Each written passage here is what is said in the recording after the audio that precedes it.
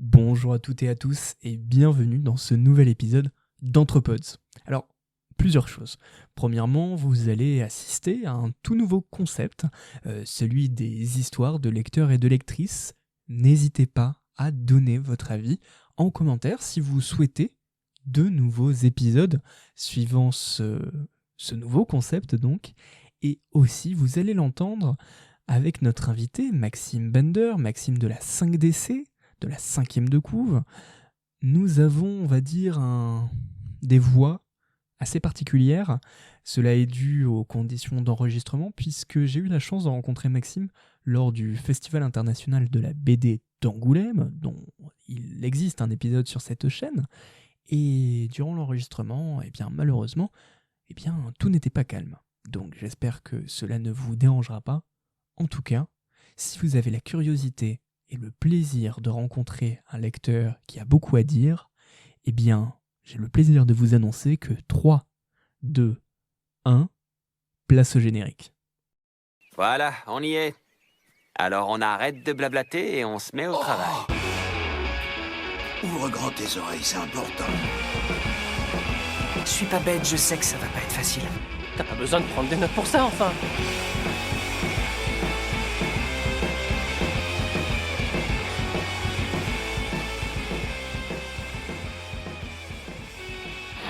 Bonjour à toutes et à tous et bienvenue dans ce nouvel épisode d'Anthropods. J'espère que vous allez bien, vous l'entendez au niveau du micro, je suis toujours à Angoulême. Ça y est, la 2e émission, je pense que je vais poser mes valises. Et pour m'accompagner aujourd'hui, j'ai un invité d'exception, que dis-je, sûrement l'une de mes principales inspirations pour ce podcast, un autre Maxime, Max de la 5DC. Bonjour Maxime. Salut, merci de m'accueillir. Merci à toi, merci beaucoup d'avoir accepté cette émission, une émission un peu particulière parce que c'est un nouveau concept qu'on essaye. Tu es le patient zéro, j'espère que ça marchera. Aujourd'hui, on est là pour non pas te découvrir en tant que podcasteur, en tant qu'animateur, mais en tant que lecteur. Alors, avant toute chose et avant de t'expliquer le principe de cette émission, est-ce que tu peux te présenter en quelques mots, voire beaucoup de mots ? Je suis donc Maxime Bender, j'anime la 5e de couve que j'ai co-créée il y a 8, 9, 10 ans, je sais plus maintenant, je m'y perds. Et puis je lis du manga depuis que le manga est arrivé en France, à peu près. Je suis un enfant du début des années 80, donc forcément j'étais au bon endroit au bon moment. Sur une échelle d'arrivée d'Akira, tu te situes au début ?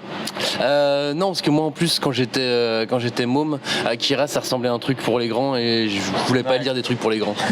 Je comprends. Alors, cette émission, donc tu l'auras compris, c'est un tout nouveau concept. Aujourd'hui, et peut-être pour les prochaines émissions, on est là pour découvrir des lecteurs, des lectrices et surtout comment, au fil des années, le manga a accompagné leur vie et peut-être comment le manga a influencé différents choix de vie. Alors, je vais te poser différentes questions. Si tu veux dériver, si tu veux parler de coup de cœur, si tu veux même parler autre chose que du manga, bref, je m'en fiche, parle de toi, c'est ça qui nous intéresse. Et forcément, on va commencer avec le tout début. Quel a été ton premier manga ? Dragon Ball, Ouais. tome 1. Ouais. Voilà, la simple, la base, édition pastel. La fameuse. La fameuse, et c'était pas les fascicules. D'accord. C'était vraiment le tome 1 à la Fnac de 3. Ouais. Est-ce qu'il y avait des fascicules à l'époque, des mangas en fascicules ou... En presse, ouais, il y a eu du fascicule sur toutes les premières sorties Glénat en fait. D'accord, très bien. Et comment ça s'est fait ? Quand tu as vu ce bouquin à la Fnac, pourquoi t'as acheté ce bouquin et pas un autre ? Est-ce que tu t'es dit non, j'aime pas et je le lis plus ou... Non, la raison elle est très simple, elle est la même raison que des centaines de milliers de Français lecteurs de Dragon Ball, ça s'appelle le Club Dorothée. Oh mon Dieu, mais qu'est-ce que c'est ? Alors, le Club Dorothée, vous ne savez pas, tout le monde connaît le Club Dorothée. Le Club Dorothée, ouais, c'était l'émission phare de la télévision en France pour la jeunesse, soit, mais pour toute la jeunesse en fait. Elle avait des taux des niveaux d'audience qui étaient dingues, qui étaient démentiels, et une présence à la télé qui était complètement folle. C'est une époque aussi où on n'avait pas la catch-up. Donc soit on allait au vidéoclub si on voulait revoir les dessins animés, soit on enregistrait vaguement sur des VHS, mais il fallait être là au bon moment, là, bonjour. et bien y penser, puis que les parents soient d'accord, et ainsi de suite. Donc, plein de dessins animés, plein de choses. On ne connaissait pas, plein de séries en général. On ne connaissait pas forcément l'épisode 1. On ne connaissait pas, ou alors la fin d'un arc.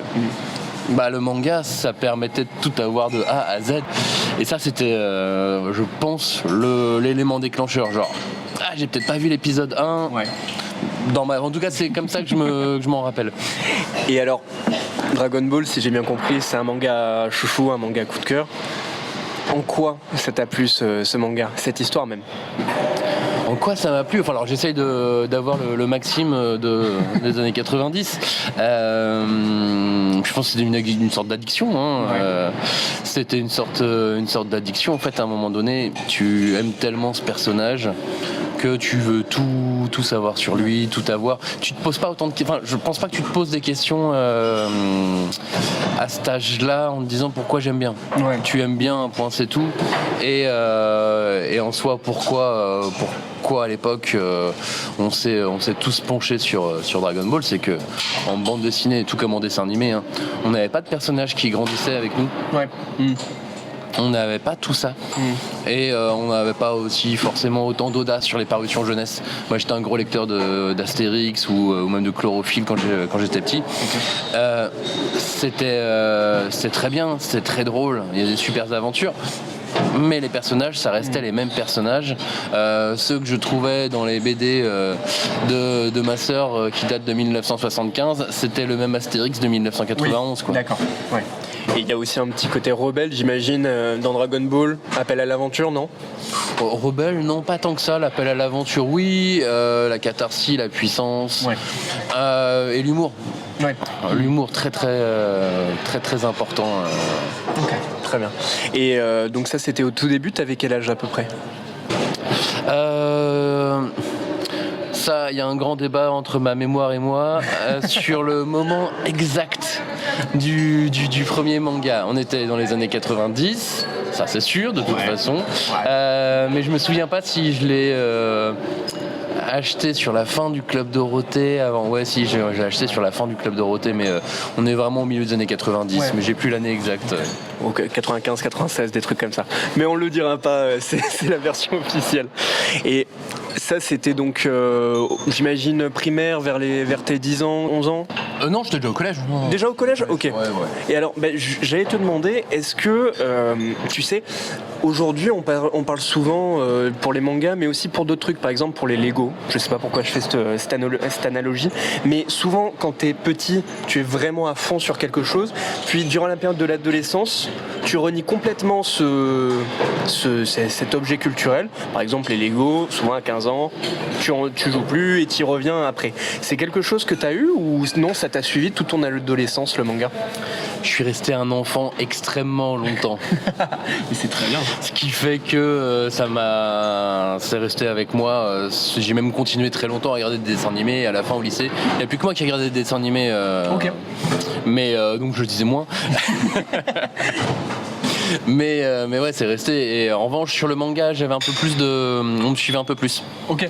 Ouais. C'est aussi un truc que je partageais, je sais pas, avec ma première petite copine. Okay. On lisait des mangas ensemble.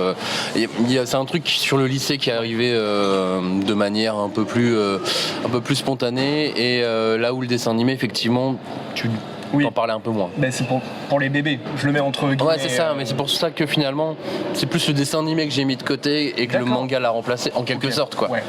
Et à ce moment-là, période d'adolescence, est-ce que tu restes toujours sur Dragon Ball ou tu t'ouvres à d'autres mangas? Dragon Ball était encore en cours de parution. Oui. Donc il fallait aller au bout. C'est vrai. Il fallait aller au bout, pas le choix. Puis de toute façon, j'ai oublié le début de la question. Est-ce que tu lisais d'autres mangas? Oui, bien sûr. En fait, à la fin des premiers Dragon Ball, il y avait la liste des autres mangas qui existaient, qui étaient publiés chez Glénat. Okay. Et moi, mon grand truc depuis Astérix, depuis même la BD, quand les éditeurs de bande dessinée faisaient ça, c'était « Waouh, il existe tout ça, je vais lire tout ça !» Et donc, évidemment, je suis allé sur Gun, je suis allé sur Appleseed, je suis allé sur tout ce qui sortait à l'époque, Ranma, Dr. Slump, bien évidemment. et ainsi de suite. Parce que faut aussi mettre en contexte, on est aussi à une époque où on n'a pas l'offre qu'on a aujourd'hui. Et donc, oui, tu pouvais te permettre à l'époque de dire je vais lire tout ce qui sort. Et donc, aller vers du gun ou des trucs de ton cam. Ouais, clairement, c'était ça. Après, il y avait toujours des trucs qui me paraissaient trop pour les grands, trop sérieux. Okay. Alors que j'étais fan de Gun, mais ça n'avait aucun sens. Oui. On n'est pas toujours très logique à certains âges, même plus tard. Mais ouais, c'était ce truc-là de... j'ai envie de lire tout ce qui sort, tout ce que j'ai vu en dessin animé aussi. Est-ce que c'est pas mieux en manga ? Ouais. Ah mais si, en fait c'est mieux en manga. Tu gères ton rythme, t'as ton imagination qui travaille aussi différemment, et les voix ne sont pas les mêmes, et ainsi de suite. Tu te construis ta lecture. Ok. Alors ça c'était le lycée. Donc si j'ai bien compris, Dragon Ball qui nous suit. J'allais dire Aelita Battle Angel, mais ça c'est le film. Mon Dieu. Non, donc Gun. Est-ce que, ou je vais plutôt tourner la question différemment. Ça y est, le lycée est fini. T'arrives à la fac, j'imagine. Qu'est-ce que tu lis à 20 ans ? Ça doit être le moment où j'ai arrêté de lire pendant 2 ans. Ok, d'accord. La fameuse phase rebelle en fait. La fameuse phase en fait, je déménage, donc j'ai plus mes bouquins. D'accord. Ouais. J'ai moins d'argent puisque du coup je dois assumer un appart, machin, etc. Donc c'est la phase où tu fais des choix, et ces choix, je pense que là je suis reparti sur des animés à l'époque. À ce moment-là, je suis reparti sur des animés parce qu'on pouvait les pirater. Oui. Tout simplement.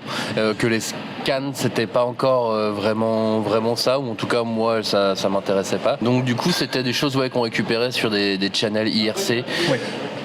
Et on savait pas trop ce qu'on récupérait. Et on consommait comme ça, puis en même temps le jeu vidéo c'était de mieux en mieux. Oui. Final Fantasy sur la PlayStation, etc. Ça, c'est d'autres histoires, et donc du coup finalement le temps que je donnais pour les bouquins, il était un peu bouffé. Et alors là tu viens de citer FF, qui est donc produit par un studio japonais. Tu parles bien sûr des animés, etc. C'est une production japonaise en général, j'imagine que tu consommais à cet âge-là. Ou peut-être pas d'ailleurs. Est-ce que justement t'étais intéressé par le manga en général ou par tout ce qui venait du Japon ? J'étais pas forcément passionné par le Japon. D'accord.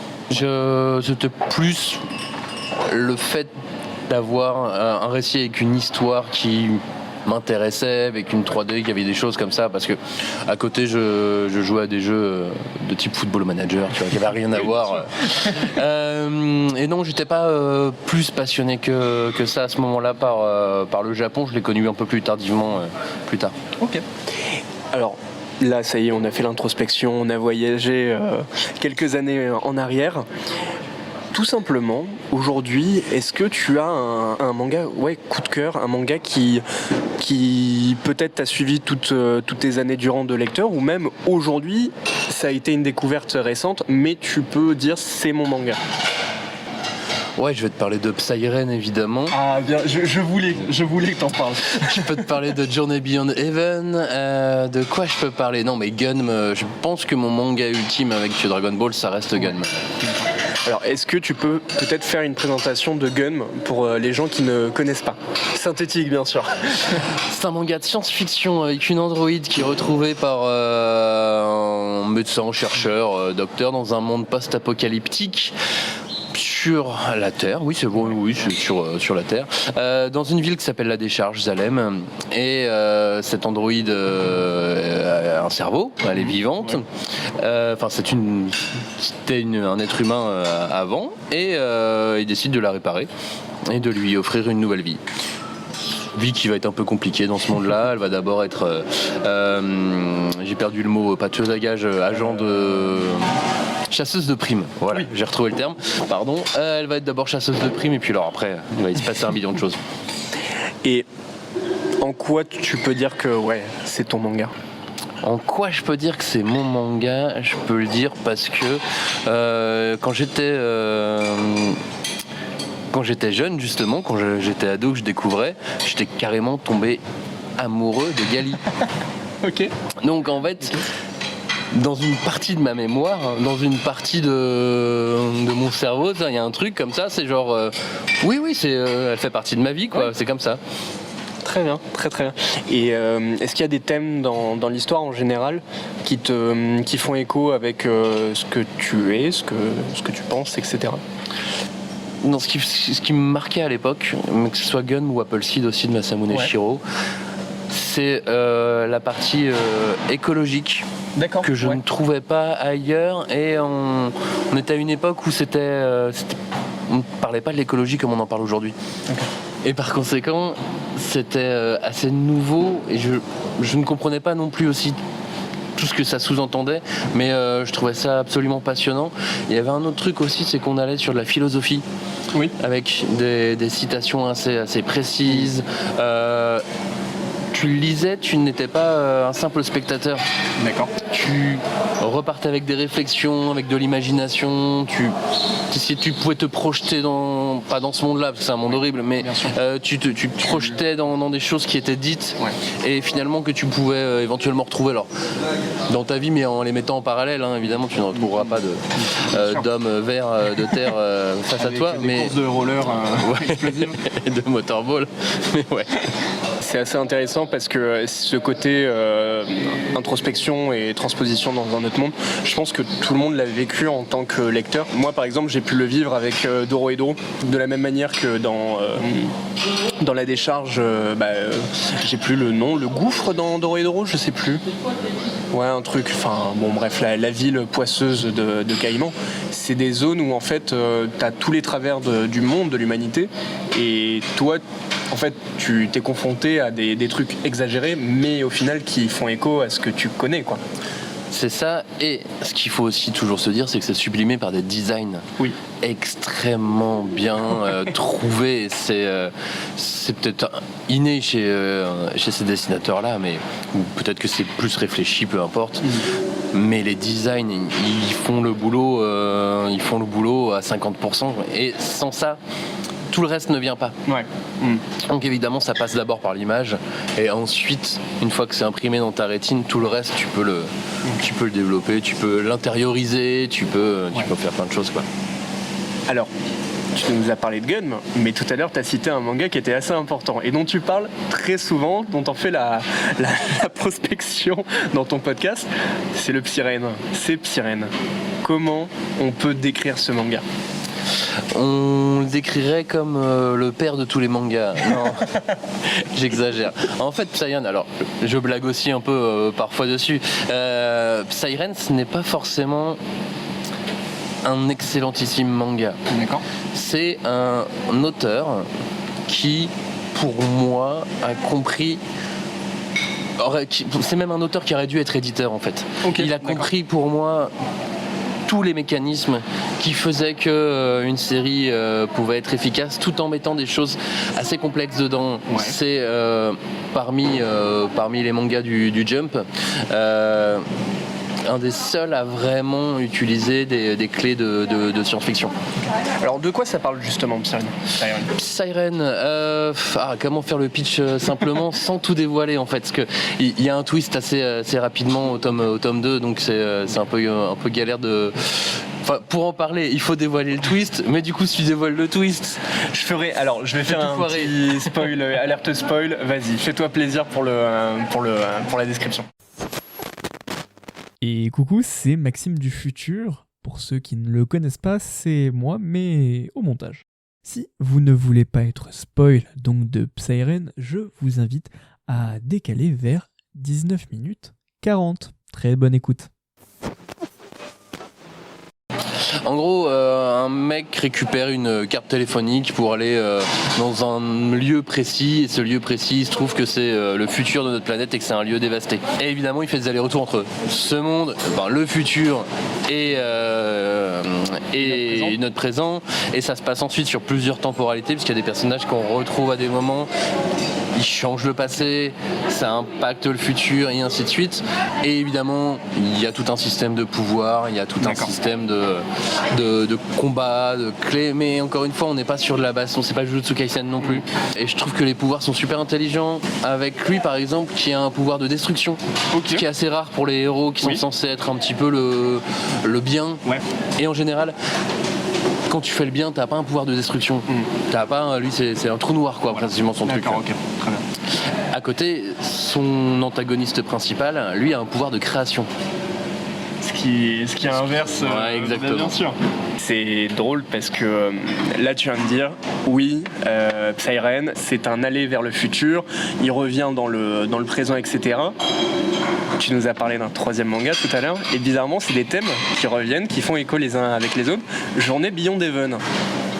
T'aurais pas un petit genre favori, une maraude de lecture? Je suis un grand fan de Retour vers le futur. Voilà. Je suis un très grand fan des boucles temporelles. Mes épisodes préférés dans Star Trek, c'est ceux justement où ça boucle. J'ai été producteur sur 2 saisons d'une série qui s'appelle Le Visiteur du futur. Ah ouais. J'adore ça. J'adorerais y avoir une machine à voyager dans le temps. J'adore tous les films avec une machine à voyager dans le temps. Do Avengers Endgame? Ouais. Très bonne réponse.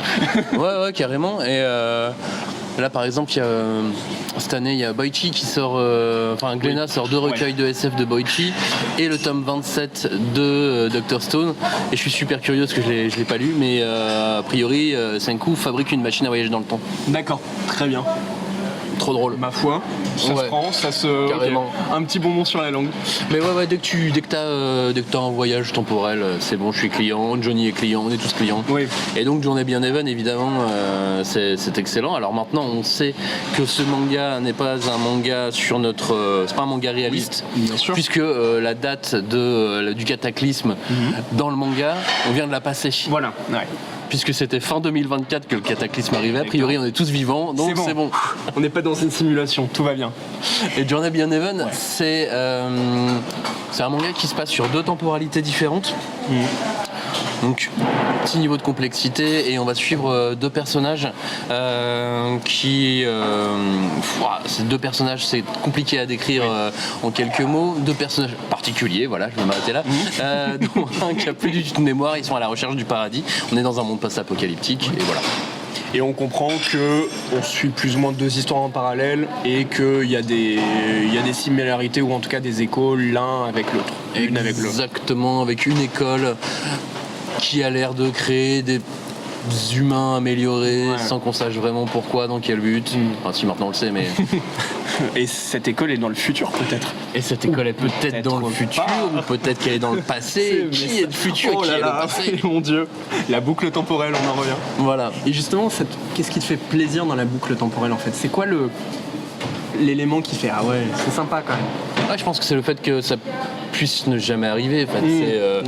Pour moi, c'est la fiction pure. C'est comme les fictions dans l'espace. J'adore aussi les space opéra. Et comme c'est des choses qui sont vraiment irréalisables, c'est beaucoup mieux de les avoir en histoire et de les avoir en récit, surtout qu'à travers ça tu peux t'amuser à raconter plein de choses et puis tu peux jouer sur des techniques scénaristiques, sur des trames, et j'aime bien, moi, ça fait marcher mon cerveau à fond. Très bien. Et alors là on a parlé donc de Psyren, Gun et Journée Beyond Even. Est-ce que c'est des mangas que tu relis en boucle, ou sinon est-ce que tu as un manga que tu relis en boucle? Non, j'ai des tomes que je vais relire. D'accord, ah ouais, ok. Parce que comme je connais les histoires par cœur, je vais relire que certaines parties dans Psyren. Ça va être genre, j'ai le tome qui est toujours décollé dans ma bibliothèque, donc je le sais, mais je sais même plus quel numéro c'est. Mais par exemple, ça va être le moment où les gamins ont grandi. D'accord, oui. Dans Dragon Ball, ça va être son tournoi avec le début de Satan Petit Cœur. Oui. Pardon, de Piccolo, pardon. Oui, excusez-moi. Pardon. C'est le tournoi avec Piccolo, qui est son 3e tournoi des arts martiaux, si je dis pas de bêtises. Sûrement. Par exemple, dans Dragon Quest, je vais relire. J'aime bien certains combats, pareil, je vais les relire. Voilà, je fais ça en général sur un peu tout. Quand tu dis Dragon Quest, tu veux parler de Fly. De Fly. Je sais pas du tout ce que c'est. Non. Dragon Quest, la quête de Dai. Oui, voilà, c'est ça. Vous aurez compris. Je vous invite à écouter l'épisode du mois dernier au FIVD où on a reçu Pascal Lafine et qui parle de Dai, si ça vous intéresse et que vous voulez approfondir le sujet. Alors, là on parle de tes mangas, etc. Mais ce qui m'intéresserait aussi, c'est aussi de découvrir ta vision du manga. Est-ce que tout à l'heure tu disais oui, quand j'ai 10 ans je me prends pas la tête, ce qui passe à la télé, je lis les bouquins parce que voilà. Est-ce que entre tes 20 ans et aujourd'hui, ta vision du manga a évolué? Chaque lecture de manga un peu sérieuse, je pense que la vision évolue. Ouais. En fait, c'est je réécoute. Non, du coup, j'ose même plus écouter des émissions d'il y a 10 ans, parce que des fois, je m'entends et je fais ah mais non, j'ai faux. Enfin, j'ai faux. Et sauf que aujourd'hui, ce que je dis là aussi, il fait avoir faux. Et en fait, c'est pour ça que c'est des visions à un instant T et que c'est pas figé, parce qu'en plus le manga il est vraiment protéiforme, il évolue tout le temps, et à chaque fois qu'on ressort un vieux titre, on se dit mais attends, c'est lui en fait qui a tout inventé, et un autre tu fais mais ah non, c'est lui qui a tout inventé, et t'as l'impression de jamais en finir. C'est une espèce de domino, tu sais, qui tombe. Tu sais, comme dans les courses de domino là. Mais sauf que ça s'arrête jamais. Oui, c'est ça, ça tourne en rond et ça se relève constamment. Et pour autant, est-ce que non, je sais pas si c'est la bonne terminologie, mais j'ai pas l'impression que t'es de l'école, c'était mieux avant. Ah non, c'est mieux maintenant. Tout est mieux maintenant. Ouais. Je suis plus grand, je suis plus responsable. Non, après tu peux avoir une nostalgie de certains moments, mais non, tout est mieux maintenant dans l'industrie du manga. Ça n'empêche pas qu'il y a d'excellents mangas avant et qu'il y avait d'excellentes choses dans l'industrie du manga de l'époque et d'excellentes personnes. Mais chacun son temps, chacun son moment. Et tout est toujours en évolution. Et aujourd'hui, comment ne pas dire que c'est mieux quand tu vois le nombre de titres auxquels on a accès, quand tu vois le nombre d'auteurs qu'on peut rencontrer, ils viennent en France, à Angoulême, ils font des interviews, ils se livrent plus ou moins. C'est c'est génial ce qu'on vit aujourd'hui, et j'ai hâte d'être dans 20 ans. C'est un beau message.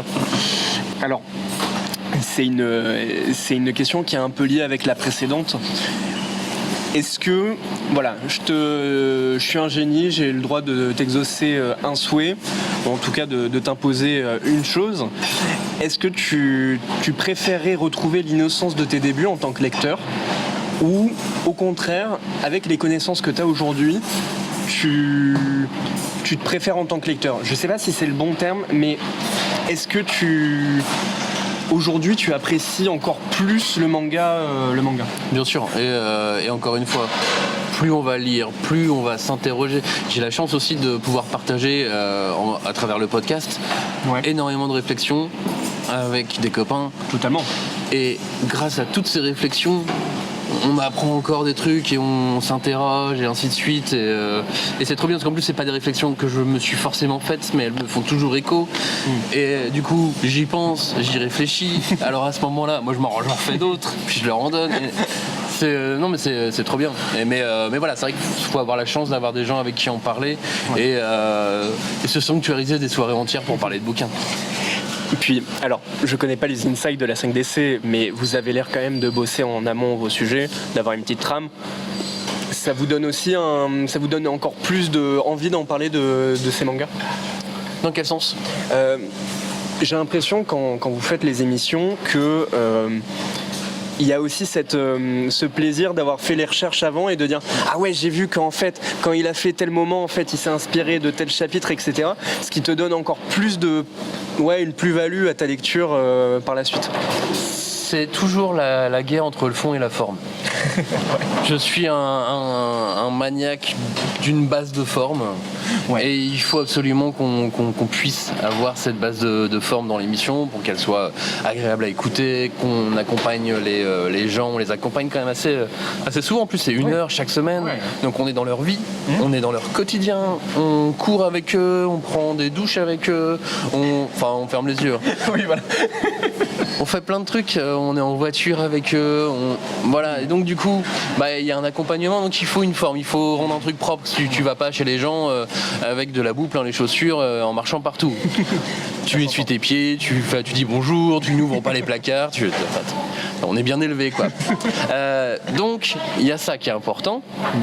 Et en même temps, des fois quand j'ai nos conversations de préparation, je les trouve parfois presque plus intéressantes que ce qu'on en fait à la fin.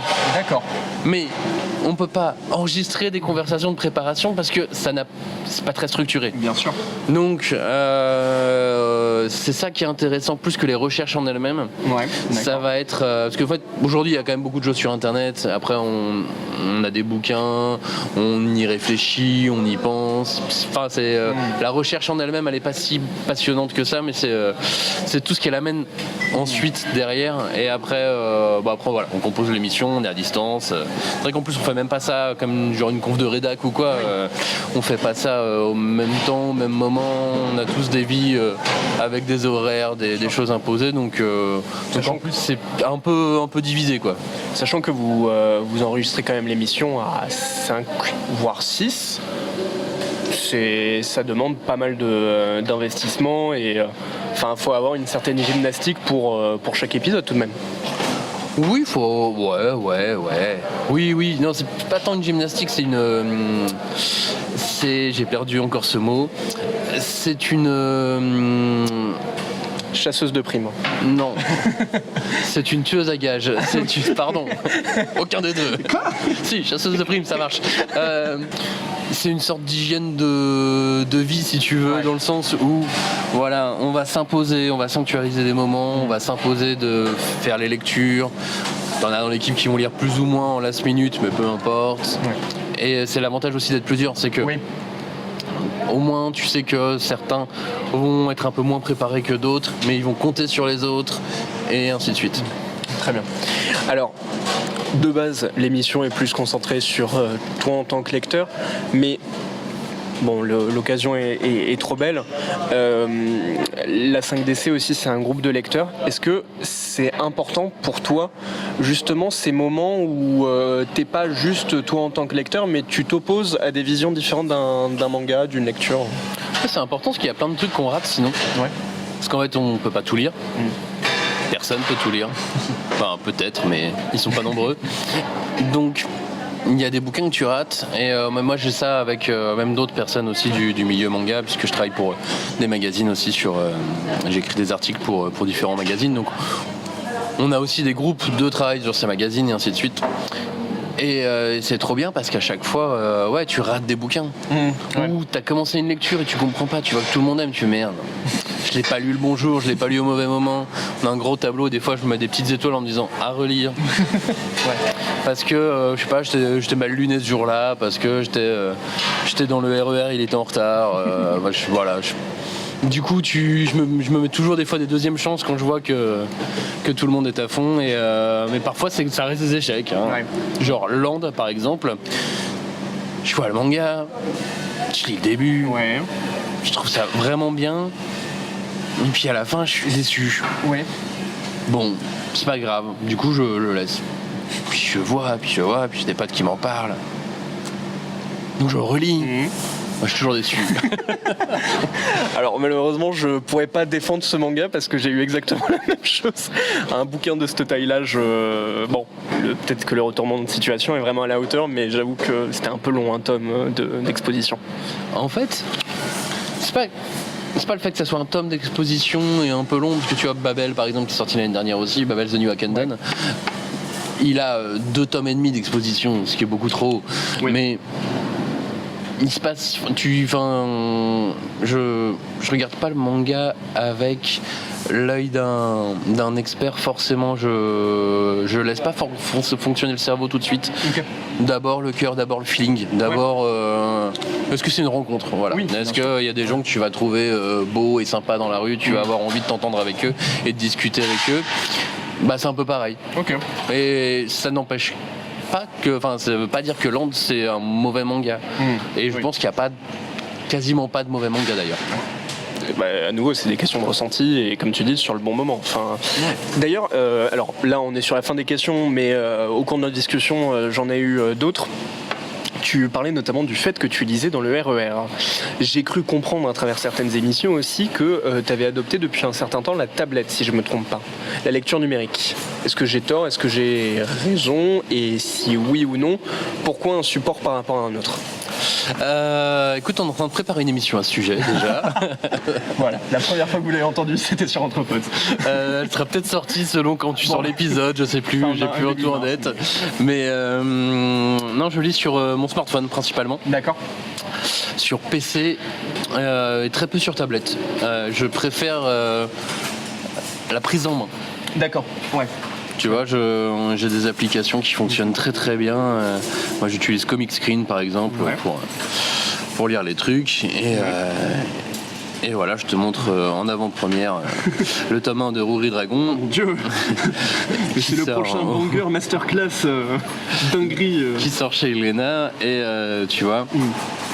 Donc là, pour la description, Maxime est sur son téléphone en train de slide sur l'application. Et effectivement, bon bah c'est là parce que de ce que tu me montres, c'est du page par page. Est-ce que ce genre d'application soutient, ou en tout cas, est-ce que pour les doubles pages, puisque je suis principalement un lecteur physique pour ma part, est-ce que les doubles pages sont quand même agréables à regarder, ou t'as plus un travail à zoomer, etc. J'ai le zoomage des zoomages facile. Ouais. Donc je me rends pas compte en fait de ce que je fais. Et là évidemment j'ai pris un manga où il y a quasiment aucune double page. Ouais, bon, si, voilà. Et attends, il faut que j'appuie sur un bouton. C'est absolument pas radiophonique. Ça dépend de comment est fait le fichier de base. D'accord. Ok. Mais je suis perdu. Mais donc ouais non, les doubles pages c'est un problème qui est pas résolu encore en France sur les applications. Faudrait regarder sur manga.io. Oui. Comment ils font sur les doubles pages. Ça fait longtemps que j'ai pas lu sur leur plateforme, mais je crois qu'eux ils ont pensé à tout. Ok, très bien, très bien. Ok. Bon ben magnifique. Je pense que c'était la dernière question que j'avais en particulier. Avant qu'on se quitte, j'aimerais tout de même savoir si tu avais quand même un manga qui avait marqué un peu un tournant professionnel. Un manga qui t'a accompagné même professionnel, mais en tout cas un manga qui t'a accompagné sur une période précise de ta vie. Hunter. Ok. Hunter, c'est je vais raconter ma vie. Je ne suis pas croyant. Mais j'ai toujours été passionné par l'histoire et la culture, les cultures religieuses. D'accord. Et finalement, en lisant Hunter, c'est un peu bête, mais c'était une sorte de livre dans lequel j'apprenais plein de trucs. D'accord. Qui comme d'autres peuvent prendre dans des livres religieux. Et alors j'exagère un petit peu évidemment, attention. Mais voilà, Hunter c'est une sorte de guide life, alors que ça n'a rien à voir avec ma vie, mais voilà, je pense que Hunter il est dans ouais, c'est le manga, un manga très clé pour plein de raisons. Ouais. Très bien. Surtout que j'ai dû le lire plusieurs fois parce qu'il y a des moments où j'ai détesté certains arcs. Et puis ensuite du coup ça m'a pas plu de détester des arcs sur un manga que j'aimais bien. Ouais. Donc du coup j'ai relu. Et après je fais mais non en fait j'adore cet arc. Puis finalement j'en aimais moins d'autres. T'as des exemples d'arcs précis? Sur l'île Grid Island, franchement je pense que la première fois je l'ai rushé parce que je me faisais chier comme un rat mort. D'accord. Et Chimera Ants, pareil. Ah ouais, j'avais pas du tout aimé. Okay. Et sauf que j'aimais pas ne pas aimer. Ouais. Donc je suis revenu dessus et ensuite j'ai compris que c'était une erreur de pas aimer. C'est une belle leçon. Alors cette fois-ci c'est réellement la dernière question, je me tromperai pas. Quelle est tout simplement ta dernière lecture? Bah alors là c'était Rory Dragon, mais puisque je l'ai montré, non je l'ai pas lu vraiment. Ma dernière lecture, qu'est-ce que ça pouvait bien être? Si j'ai lu, en fait on est à Angoulême et on est à 2 semaines de la sortie d'un manga qui s'appelle Kagurabachi. Bien sûr. J'ai relu un chapitre ce matin. T'en as pensé quoi? Ah j'adore. Ah ouais, d'accord. J'adore. Pour quelle raison? Tout est bien dedans. Ça a raison. Il en faut pas plus. Non. pourquoi j'aime bien, c'est encore un peu tôt pour vraiment bien l'analyser, mais parce que c'est encore, enfin, j'ai pas pris de recul dessus, mais il y a un truc un peu de violence action qui est assez sympa, la partie vengeance. Je vais retrouver les assassins de mon père et je vais tous les flinguer. Mais ouais, vas-y, enfin pas les flinguer parce que du coup il a une épée. Les pouvoirs sont bien trouvés, je sais pas, il y a tout un truc, pisserie rouge. C'est assez attirant, je trouve. Enfin, les couvertures sont rouges, c'est assez attirant. Je l'ai pas lu puisque je ne lis pas de scan qui soit légal ou pas d'ailleurs, mais j'en ai beaucoup entendu parler. Grosse influence film samouraï. Grosse influence Inglourious Bastard. D'accord. Enfin, au moment où il avait donné une interview en fait à Japan Expo l'année dernière pour annoncer, et donc il disait que sur les chapitres dans lesquels il était, il regardait. Là, ça faisait 3 fois qu'il regardait Inglourious Bastard. Très bien. Et sinon, ouais, les films de vengeance, puis Tarantino en général. Je pense qu'il est assez fan de Tarantino. Et puis je retrouve souvent, et à chaque fois en fait, on se retrouve devant des mangaka aussi qui ont adoré John Wick. Très bon film. Ouais, je me mettrais pas au Panthéon non plus, mais puis dès qu'on rencontre des auteurs qui font des choses un peu action comme ça, ils font ah ouais, John Wick évidemment référence. Ah bon, ok. Ou alors c'est les éditeurs du Jump, tu sais, qui fournissent plein de bouquins, plein de films à voir, et dedans il y a toujours John Wick. C'est la to-do list. Hein. C'est ça. D'accord. Très bien. Eh bien, écoute, Maxime, je crois que c'est la fin de cette rencontre. Merci énormément. Ça a été un plaisir et à très vite. Très vite, hein. Merci à tous. Lisez des bouquins, lisez des mangas, lisez des vieux mangas, lisez des nouveaux mangas, lisez des mangas de création, lisez Run to Heaven, lisez Freak West, lisez Radiant. Voilà, vous avez plein de bouquins à lire en ce moment. Et puis lisez Clamp. Magnifique. Alors, peut-être juste avant de se quitter, où est-ce qu'on peut te retrouver ?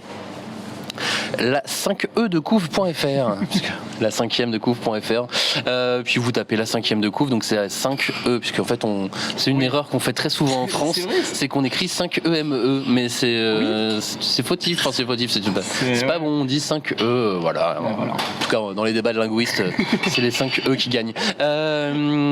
Et voilà, puis sinon vous tapez podcast manga, la 5e de couve normalement, ou podcast manga 5, ou couve, podcast manga, voilà, chercher des trucs comme ça. Et puis j'écris pour le magazine Japan Live aussi, et Japan Max, deux magazines très sympas avec des petits posters et tout pour les gens qui adorent ça, et il y a beaucoup de gens qui adorent les posters, voilà, et puis c'est déjà beaucoup. Eh bien, écoute, merci beaucoup. J'espère que cet épisode s'est bien enregistré. C'est la première fois que je tourne avec ce micro. N'oubliez pas, le manga est né livre et partout, il est dans les cases. C'était Maxime et je vous souhaite une excellente journée. Salut tout le monde. Salut à tous. Ciao. L'épisode vous a plu ? Vous souhaiteriez en apprendre plus ? Alors n'hésitez pas à nous rejoindre sur Instagram, Threads et TikTok. De la part de toute l'équipe, nous tenions à vous remercier sincèrement d'avoir écouté ce podcast. D'ici là, prenez soin de vous, n'arrêtez jamais de lire, et à très vite pour discuter entre pods.